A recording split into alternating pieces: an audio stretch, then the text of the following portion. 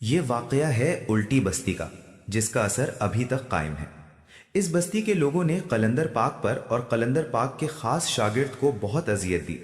وہ قلندر پاک کو مجنون، دیوانہ اور پاگل کہہ کر پکارتے تھے۔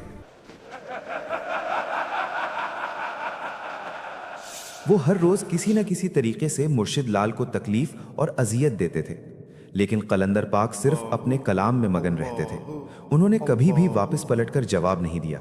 لیکن ایک دن اس بستی والوں نے حد ہی کر دی۔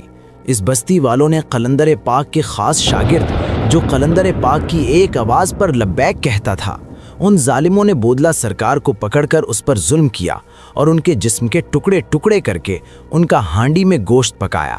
اسی دن اس بستی والوں پر خدا کا عذاب آیا۔ جب قلندر پاک نے بودلہ سرکار کو یاد کیا اور آواز دی، لیکن بودلہ سرکار نہیں آیا۔ قلندر پاک نے دوبارہ آواز دی، وہ پھر بھی نہیں آئے۔ اب قلندر پاک کا جلال آیا۔ انہوں نے جلال سے آواز دی،